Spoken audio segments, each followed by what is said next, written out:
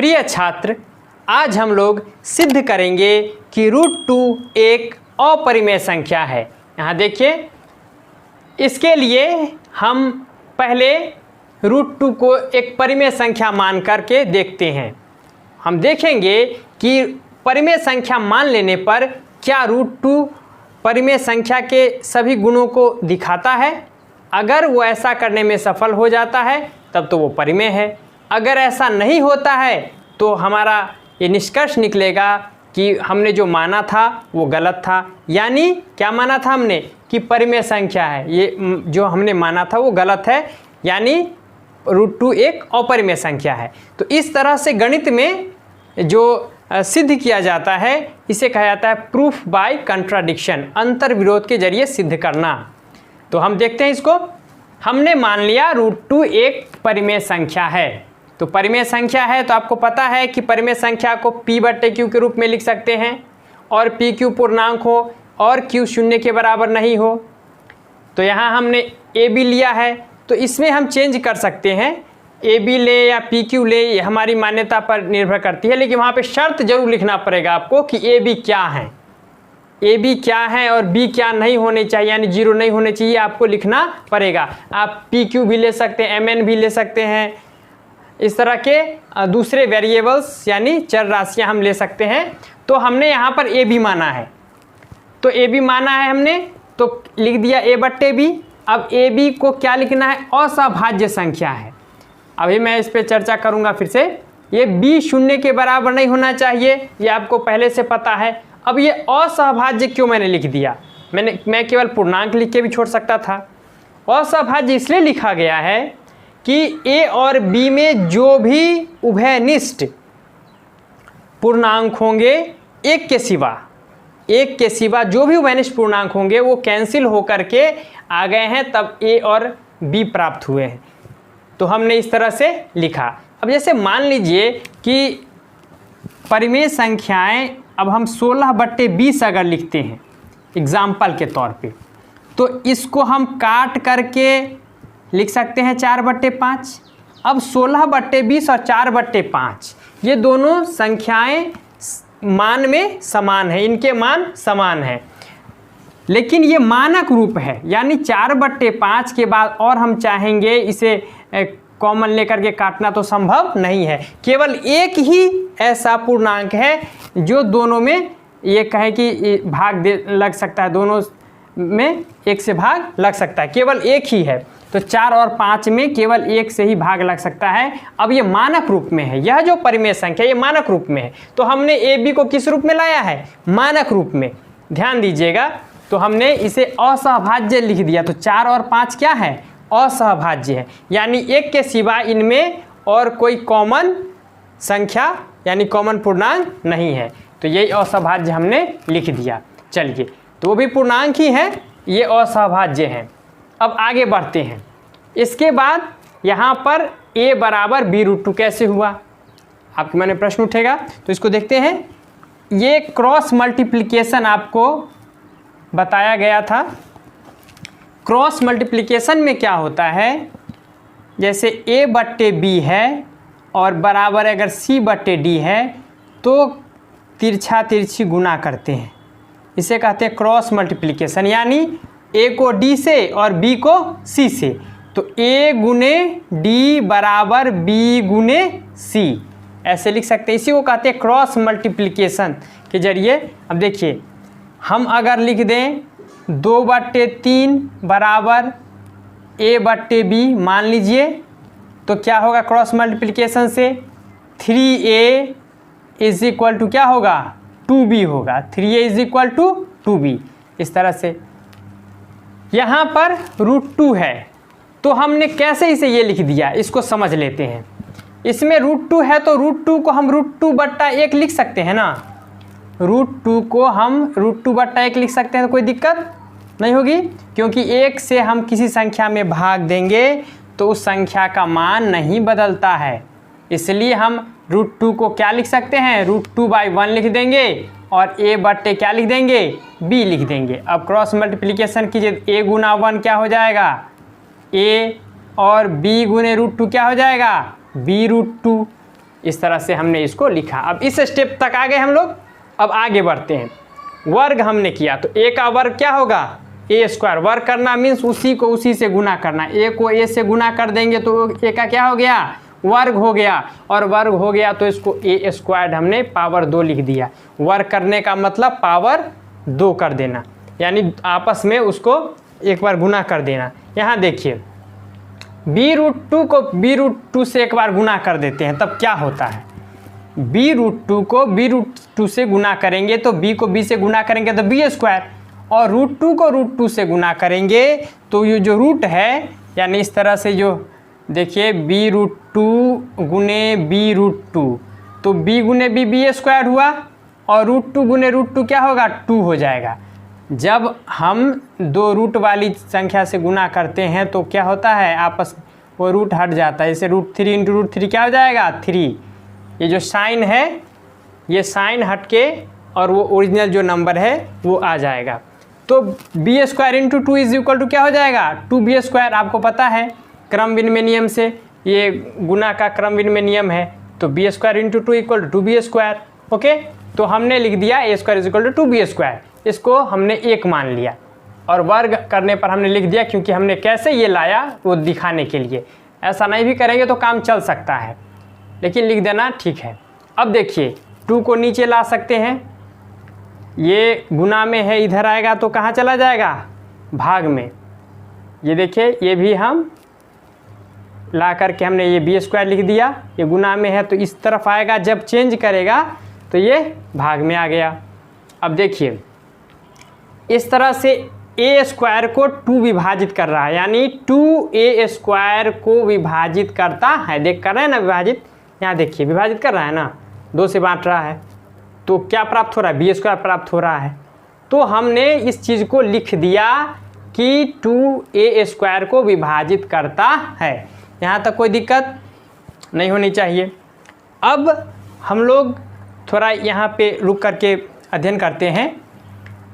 एक प्रमेय है जो यह बताता है कि यदि एक अभाज्य संख्या p हो, p फॉर प्राइम कह सकते हैं, इसलिए p हमने मान लिया, ऐसे मान लीजिए याद रखने के लिए। प्राइम नंबर, अभाज्य संख्या को इंग्लिश में प्राइम नंबर बोलते हैं। तो अभाज्य संख्या हमने p मान लिया। अगर अभाज्य संख्या कोई p दी हुई रहे और a कोई पॉजिटिव इंटीजर हो, पॉजिटिव इंटीजर का मतलब हुआ धन पूर्णांक, यानी p अभाज्य हो और a क्या हो, धन पूर्णांक हो। और यदि फिर यहाँ शर्त देखिए आगे, p a स्क्वायर को विभाजित करे, यदि p a स्क्वायर को विभाजित करे तो p a को भी विभाजित करेगा। समझ रहे हैं ना, अभाज्य संख्या कौन है, p, यानी भाजक कौन है, p है भाजक, भाज्य कौन है, a स्क्वायर। तो यदि p a स्क्वायर को विभाजित करता है तो यह a को भी विभाजित करेगा।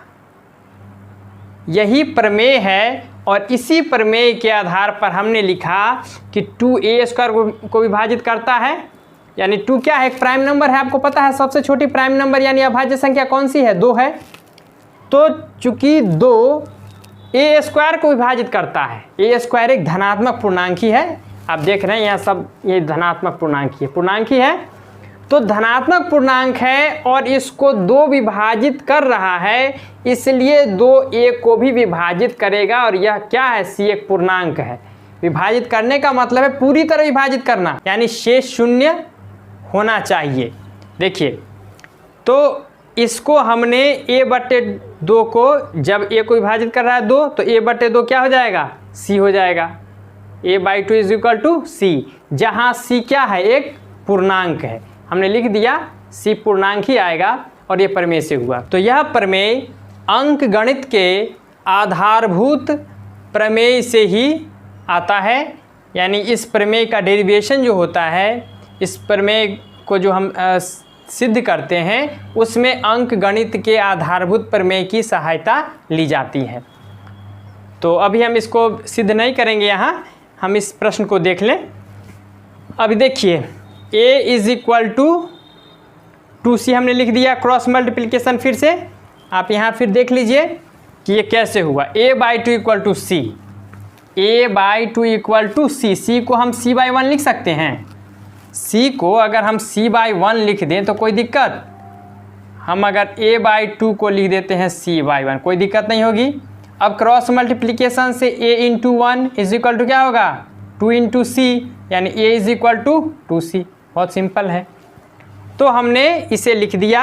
अब देखिए 1 और 2 से देख लीजिए, हमने a बराबर 2c यहाँ रख दिया। a के यहाँ पे क्या रख दिया, यहाँ देखिए a square equal to 2b square है ना, तो a के यहाँ पे 2c रखा, क्या रख दिया 2, a बराबर 2c आ गया। अब 2c को हमने यहाँ रख दिया, यानी a के जगह पे 2c रखेंगे तो क्या है a स्क्वायर है, तो यहाँ 2c का क्या हो जाएगा स्क्वायर हो जाएगा, यानी 2 इंटू 2 4 और c इंटू सी सी स्क्वायर। तो हमने यहाँ 4c स्क्वायर लिख दिया। देख रहे हैं ना 2c का स्क्वायर किया हमने तो क्या लिख दिया 2b स्क्वायर। और यहाँ देखिए 2c को 2 बार हमने आपस में गुना किया तो 4c स्क्वायर हो गया। अब ये 2 इधर आ गया तो ये b स्क्वायर अकेले रह गया, ये गुना में है, इस साइड आएगा तो भाग में हो जाएगा। अब इसको हम काटेंगे तो क्या हो जाएगा 2c square equal to b square. यहाँ देखिए हमने क्या लिख दिया 2c square equal to b square. यहाँ देखिए हमने किया था ना, ये देखिए 2 से काटा था तो ये हो गया था, तो ऐसा ही ये यहाँ पर हुआ है। अब फिर ये 2 को हम इधर ले जाएंगे तो c square equal to b square by 2 हो जाएगा। अब फिर दोनों का पक्ष बदल देंगे तो हम इससे इसको प्राप्त कर लेंगे। अब यहाँ देखते हैं कि 2 किसको विभाजित कर रहा है b स्क्वायर को। ध्यान से देखिए 2 को किसको विभाजित कर रहा है b स्क्वायर को, इसलिए 2 किसको विभाजित करेगा प्रमेय से b को। यहाँ भी 2 क्या है एक कौन सी संख्या है प्राइम नंबर है 2, यानी अभाज्य संख्या। और b स्क्वायर ये किसका वर्ग है, ये भी धनात्मक पूर्णांक का वर्ग है, इसलिए यह b को भी विभाजित करेगा, यह प्रमेय से हुआ। अब देखिए यहाँ देख रहे हैं कि 2b को विभाजित करेगा और यहाँ देख रहे हैं क्या 2a को भी विभाजित करेगा, यानी 2 दोनों को विभाजित करेगा। इससे निष्कर्ष ये निकला कि 2a को भी विभाजित कर रहा है और b को भी विभाजित कर रहा है। तो इस तरह हम देखते हैं कि a और b में उभयनिष्ठ गुणनखंड 2 है जो उनकी असहभाज्यता के विपरीत है। असहभाज्यता हमने मान लिया था ना, असहभाज्य का मतलब ही हो गया कि एक के सिवा दोनों में और कोई उभयनिष्ठ गुणनखंड नहीं है, लेकिन यहाँ 2 आ गया जो कि आना नहीं चाहिए था। हमने माना कि एक के सिवा कोई दोनों में नहीं है और यहाँ एक 2 आ गया जो कह रहा है कि हम दोनों में हैं। इसका मतलब है कि हमने जो माना था वो गलत है, यानी हमने माना क्या था कि √2 परिमेय संख्या। अगर परिमेय नहीं मानते तो ये बात हम नहीं लिखते, और इस बात को हमने लिखा परिमेय मानने के कारण। और ये सारी परेशानी ये जो गलत आ रहा है, विपरीत जो आ रहा है असहभाज्य विपरीत, ये आ रहा है परिमेय मानने के कारण, और ये सब आ रहा है √2 को परिमेय मानने के कारण। यानी यह परिणाम जो आया है, यह परिणाम वो क्यों आया है, ये √2 को परिमेय मानने से आया है। इसलिए निष्कर्ष यही निकला कि √2 एक अपरिमेय संख्या है। अब हमें सिद्ध करना है कि √3 एक अपरिमेय संख्या है। तो सेम प्रोसेस हम अडॉप्ट करेंगे और देखते हैं यहाँ पर कि √3 एक परिमेय संख्या है, ये हमने मान लिया। और मैंने अभी चर्चा की थी प्रूफ बाय कंट्राडिक्शन की, यानी अंतर्विरोध के जरिए सिद्ध करने की। तो यहाँ उसी का सहारा हम ले रहे हैं और देखते हैं कि √3 को हम a/b मान रहे हैं। और सेम चीज़ें हैं जो अभी √2 में हमने साबित करने में लिखा था, वो सेम चीज़ें हैं। और चेंज कहाँ हो रहा है वो देखिए, √2 यहाँ था, अब √3 हो गया। अब ये देखिए क्रॉस मल्टीप्लिकेशन करेंगे तो सेम चीज़ तरह से प्राप्त करेंगे, बस √2 के यहाँ पे √3 आ गया। वर्ग करेंगे तो √3 का वर्ग 3 हो जाएगा, इस तरह से ये ऐसा आ गया। फिर ये 3 नीचे आ जाएगा, अब नीचे आएगा इस तरफ। तो फिर अब क्या देख रहे हैं कि 3a स्क्वायर को विभाजित कर रहा है। अब 3a स्क्वायर को कर रहा है, इससे 3a को भी करेगा। और फिर इस तरह से हम एक c हम लोग ले लेते हैं। और फिर यहाँ देखिए अब ये इसको 2 माना, फिर ये 1 है, 1 2 से फिर देखते हैं सेम चीज़ें हैं। यहाँ 4 था पहले, 4 से अब यहाँ क्या हो गया 9 हो गया। आप देखेंगे गुना करेंगे तो इस तरह से ये 9 आ जाएगा, फिर काट करके फिर ऐसे, यानी हम इसमें देख रहे हैं बाकी सारी बातें वही हैं। तो आप √3, √5 और √7 एक अभाज्य संख्या है, इसे भी साबित कर पाएंगे। तो देखिए करना क्या है आपको, जैसे हमने √3 का निकाल लिया, अब हम आपको दिखा देते हैं कि कैसे √5 का होगा। बहुत ही सिंपल तरीके से, बहुत जल्दी हो जाएगा। आप देखिए हम किसको किसको चेंज करेंगे, यहाँ ध्यान दीजिए।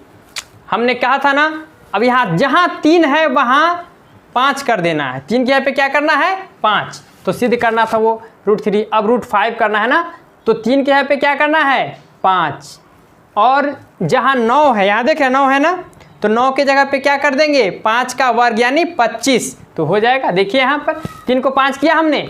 अब देखिए यहाँ करते हैं, यहाँ भी हम बदल देंगे। आपके सामने मैं करके दिखाता हूँ कि ये कैसे होता है ये, और आप करना सीख जाएंगे। और एक सवाल से आपने 4 सवाल को सिद्ध करना अब सीख लिया। देखिए बहुत ही आसान है, बहुत ही आसान है ये प्रोसेस। आप अभ्यास करेंगे, बार बार लिखेंगे, तो यह प्रश्न आपको परीक्षा की दृष्टि से काफ़ी लाभदायक साबित होगा। देखिए यहाँ भी 3 के पे क्या करना है 5 करना है, यहाँ भी क्या करना है 5 करना है, यहाँ भी क्या करना है आपको 5, फिर ये भी क्या हो जाएगा 5, यहाँ क्या हो जाएगा, देखिए 9 को हटा रहे हैं यानी 3 के वर्ग को हटा रहे हैं ना, तो वर्ग को हटा रहे हैं, तो इसलिए यहाँ 5 के वर्ग को हमें लिखना पड़ेगा यानी 25, और यहाँ भी क्या लिखना पड़ेगा 25। अब देखिए यहाँ 3 के यहाँ पे क्या करना होगा 5, यहाँ 3 के यहाँ पे क्या करना होगा 5। देखते जाइए कैसे होता है। 3 के यहाँ पे क्या कर देना है 5, ये देखिए, और यहाँ भी क्या करना होगा 5, क्या करना होगा देखते जाइए 5, यहाँ क्या होगा 5। अब देखिए इस तरह से यहाँ क्या लिख देंगे हम 5। अब 5 की बारी है ना, तो 5 का हो गया, और साबित क्या कर रहे हैं √5, यानी सारी चीज़ें सेम रहेंगी, बस हम लोग डिजिट को चेंज कर देंगे। और जहाँ पर वर्ग है, जैसे यहाँ पर देखिए 2 जगह वर्ग का इस्तेमाल हुआ है, ये 25 है 25 है, तो जब हम √3 को साबित कर रहे थे तो वहाँ पे 9 आ गया था यानी 3 का वर्ग, तो 9, और यहाँ भी 9 आ गया था। बाकी सब जगह देखिए जहाँ जहाँ 3 था वहाँ सब 5 हो गया है। और याद कीजिए फिर से कि √2 में क्या था, √2 को जब साबित कर रहे थे तो यहाँ 4 था, जहाँ 25 लिखा हुआ दिख रहा है वहाँ पे क्या था 4 था। √3 में क्या था वो आ गया था 9, और 5 में तो आप देख ही रहे हैं 25 है। अब मैं आपसे पूछ रहा हूँ कि √7 एक अपरिमेय संख्या, इसे जब हम साबित करेंगे तो वहाँ पर जब वर्ग का मामला आएगा तो क्या लिखेंगे हम लोग, ज़रूर बिल्कुल सही है, हम लोग 49 ही लिखेंगे, क्योंकि वर्ग की बात हो रही थी ना। तो √7 हमें जब साबित करना होगा तो हम यहाँ पर 25 के जगह पे 49 लिख देंगे, और जहाँ जहाँ 5 है वहाँ पर 7 हो जाएगा, बाकी सारी चीज़ें वैसे ही हम लोग लिखेंगे। हमें सिद्ध क्या करना है, √7 एक अपरिमेय संख्या है, तो इसको हम क्या मान लेंगे कि √7 एक परिमेय संख्या है। परिमेय संख्या मान लिया तो परिमेय संख्या के गुण तो इसे दिखाने होंगे, तो हमने a/b मान लिया, p/q के रूप में हम लोग मानते हैं परिमेय संख्या को, तो हमने यहाँ a/b मान लिया। लेकिन यहाँ लिखना पड़ेगा कि a b क्या है, तो a b सह अभाज्य है, या असहभाज्य भी बोलते हैं, सहभाज्य को असहभाज्य भी बोलते हैं, अंग्रेजी में को प्राइम बोलते हैं। तो a और b असहभाज्य हैं और b 0 के बराबर नहीं है, क्योंकि आपको याद है कि परिमेय संख्या जब लिखते हैं p/q के रूप में तो q 0 के बराबर नहीं होना चाहिए। तो ये a और b ऐसे पूर्णांक हैं जो असहभाज्य हैं, लिख दिया हमने। अब क्रॉस मल्टीप्लिकेशन किया तो ये ऐसा प्राप्त हुआ, फिर वर्ग किया तो ये प्राप्त हुआ, फिर ये 7 को हमने नीचे लाया, जब इस तरफ लाते हैं बाएं पक्ष में तो जो गुना में दाहिने पक्ष में वो नीचे इधर आके किस में चला जाएगा, भाग में चला जाएगा। अब जब पक्ष चेंज होगा तो गुना वाला भाग में, भाग वाला गुना में, याद रखिएगा कि इस तरह से जब हो, ये बेसिक चीज़ है। जैसे AB बराबर CD है, अगर हम C को इधर लाएंगे तो ये हो जाएगा AB/C, गुना में है ना ये, तो भाग में आ जाएगा और ये D अकेला रह जाएगा। अगर हम ऐसा करें इसे कि b बराबर लिखे तो क्या होगा CD और बाई a हो जाएगा, क्योंकि a यहाँ गुना में इधर जाएगा, किस में चला आएगा, भाग में चला आएगा। अब यहाँ से देखिए इससे इसको कैसे, अब a को हम ऊपर लाएंगे यानी इस तरफ लाएंगे तो नीचे से कहाँ चला आएगा, ये ऊपर, यानी ये जो डिनोमिनेटर है वो न्यूमरेटर की तरफ, मतलब ये न्यूमरेटर के ये इसके साथ आ जाएगा। देखिए AB इक्वल टू क्या हो जाएगा, CD हो जाएगा। तो वही बात है, हमें ये सब बेसिक चीज़ों को देखना पड़ता है। 7a² को विभाजित करता है, यहाँ देख लीजिए। तो प्रमेय से आपको मैंने बताया था कि 7a को भी विभाजित करेगा। अब यहाँ पे हमने c मान लिया, जब डिवाइड कर रहा है a को 7, तो जो प्राप्त हुआ भागफल वो c है, हमने लिख दिया, एक पूर्णांक है वो। और फिर यहाँ 1 और 2 से हमने मान बैठा करके a के जगह पे क्या ले लिया, यहाँ देखिए a है ना, तो यह a के जगह पे हमने 7c ले लिया, इसमें a में 7c लिया तो 7c का स्क्वायर होगा बराबर 7b² होगा। इस तरह से ये आया और ऐसे हमने लिख दिया। बहुत ही सिंपल है, आपको √2 का याद रखना है, प्रैक्टिस करना है, एक जैसे ये सिद्ध करना है तो 10 बार लिखिए, आप 20 बार लिखिए, लिखते लिखते में आपको पूरा अभ्यास हो जाएगा और परीक्षा में आपको सोचना नहीं पड़ेगा। आपने √2 का सीख लिया तो आप √3, √5 और √7 का आसानी से कर सकते हैं। अब ये देखिए √2 में जहाँ जहाँ 2 लिखा हुआ था वहाँ वहाँ आप 3 लिख देंगे तो √3 का हो जाएगा, और जहाँ 4 लिखा हुआ था, जैसे √2 सिद्ध करें तो यहाँ पर 4 था इस जगह पे, तो वहाँ पे 4 के जगह पे 9 हो जाएगा, और √5 का होगा तो 25 हो जाएगा, और √7 का होगा तो यहाँ क्या है देख रहे हैं ना, 49। यानी बस यहाँ 2 जगह और बाकी सब वैसे ही करना है आपको। हमें सिद्ध करना है कि 3 + 2√5 एक अपरिमेय संख्या है। तो यहाँ पर हम क्या मान लेते हैं कि यह एक परिमेय संख्या है, और जब परिमेय मानेंगे तो हमें P/Q के रूप में मानना होगा, नहीं तो A/B के रूप में मानना होगा। हमने इसे मान लिया P/Q है, PQ असाभाज्य है और Q 0 के बराबर नहीं है। अब हम इस 3 को दाहिने पक्ष में ले जाते हैं तो 2√5 रह जाता है, और ऐसे लिखने के बाद हम फिर आगे लिखते हैं तो Q नीचे रहेगा, और इस तरह से इसको हम लिख सकते हैं। अब आगे देखते हैं, ये 2 है, 2 यहाँ गुना में है तो दाहिने पक्ष में जाएगा तो ये भाग में चला आया, यहाँ देखिए इसको यहाँ हमने लाया है तो ये 2 यहाँ चला गया, Q के साथ गुना में आ गया, तो √5 अलग हो गया, ये अलग हो गया। हमारा ध्यान रहेगा कि जो √2, √3, √5 वो अलग हो जाए, ये हमारा मकसद रहेगा। हमने अलग कर लिया ना, तो इस तरह हमने अलग कर लिया, और हम देखते क्या है RHS में कि 3, 2, P और Q ये सब के सब पूर्णांक हैं। और आपको पता है कि पूर्णांकों का, देखिए पूर्णांक ये भी हो गया, गुना भी पूर्णांकों का पूर्णांक ही होता है, 2 पूर्णांकों का गुणनफल पूर्णांक होता है, भागफल भी। आपको पता है कि 2 पूर्णांकों का, अब यहाँ देखिए 3 भी पूर्णांक, Q भी पूर्णांक, मल्टीप्लाई करेंगे दोनों को, गुना करेंगे तभी पूर्णांक प्राप्त होगा। जैसे कि 2 गुने 3 करेंगे तो 6 प्राप्त हो, ये भी तो पूर्णांक ही है ना। फिर मान लीजिए 7 गुने हम 9 करते हैं तो क्या हुआ 63, ये भी क्या हुआ पूर्णांक। यानी किन्हीं 2 पूर्णांकों को हम जोड़ें, घटाएं या गुना करें, जोड़ें, घटाएं या गुना करें तो हमेशा हमें एक पूर्णांक संख्या ही प्राप्त होती है। तो यहाँ देखिए, यहाँ गुना किया तो पूर्णांक, फिर घटा दिया तो पूर्णांक, नीचे भी गुना किया 2 पूर्णांकों को, 2 पूर्णांक प्राप्त हुआ।